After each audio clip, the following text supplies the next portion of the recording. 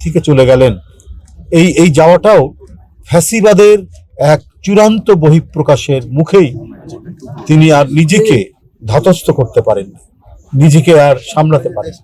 হৃদরোগের রোগী ছিলেন, অসুস্থতা ছিল, তিনি হৃদরোগ এর এই পরিস্থিতিতে হৃদযন্ত্রের ক্রিয়া বন্ধ হয়ে পৃথিবী থেকে চলে গেলেন। তার লাশ আনা 25শে জানুয়ারি।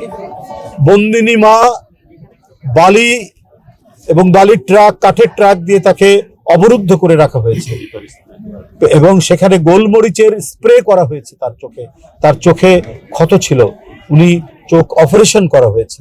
ঠিক ওই মুহূর্তে গোলমরিচের স্প্রে করে তাকে আরো বেশি অসুস্থ করে বন্দি করে রাখা হয়েছে। ঠিক ওই মুহূর্তে আপন সন্তানের লাশ তার কোলে তাকে নিতে পেরেছে। এই হৃদয় বিদারক ঘটনা, এই মর্মান্তিক ঘটনা, এই ট্র্যাজেডি, এই বিয়োগান্তক ঘটনার কথা আমার মনে হয় কোনো মহাকাব্যে লেখা আছে কিনা, কোনো ধরনের পৃথিবীর কোনো বিয়োগান্তক ঘটনার সাথে এটার মিল আছে বলে আমার মনে নাই। সমস্ত বিয়োগান্তক ঘটনা, ট্র্যাজেডিকে অতিক্রম করে গেছে এই মর্মান্তিক ঘটনা।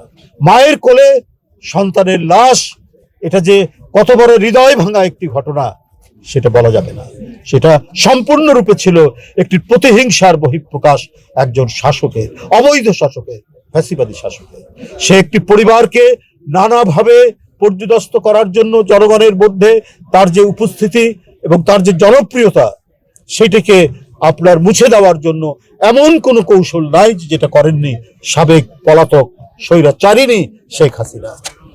কলঙ্ক লেপন করেছেন, অপপ্রচার করেছেন, মিথ্যাচার করেছেন, যার একটিও তিনি প্রমাণ করতে পারেননি। কেন করেছেন? তার একচ্ছত্র আধিপত্য এবং তার যে ক্ষমতায় টিকে থাকার বাসনা, এটাকে চরিতার্থ করার জন্য তিনি এই কাজগুলো করেছেন। জিয়াউর রহমান স্বাধীনতার ঘোষক, জিয়াউর রহমান এদেশের বরেণ্য মুক্তিযোদ্ধা, দেশনেত্রী বেগম খালেদা জিয়া তার সন্তান সহ বন্দী সেই সময় তিনিও একজন মহান মুক্তিযোদ্ধা।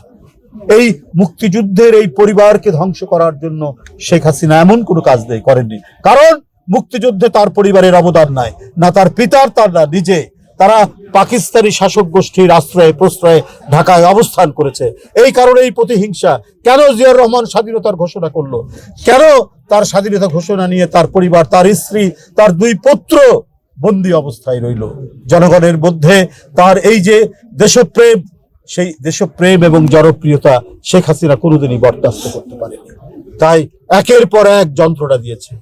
তার জ্যেষ্ঠ পুত্র, আজকের প্রধানমন্ত্রী জনাব তারেক রহমান, তাদেরই আন্দোলনের ফসল শারীরিকভাবে তাকে অত্যাচার করেছে। তিনি চিকিৎসার জন্য চলে গিয়েছিলেন লন্ডনে। আজকে কি হয়েছে? জনগণের ধাওয়া খেয়ে পালিয়ে যেতে হয়েছে শেখ হাসিনা।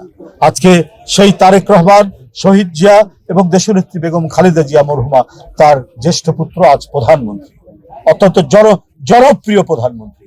জনকল্যাণের সমস্ত যে কাজ, সেই কাজগুলো একের পর এক ক্ষমতা নেওয়ার 2-3 দিনের মধ্যে থেকে বা শুরু থেকেই তিনি ইমপ্লিমেন্ট করছেন।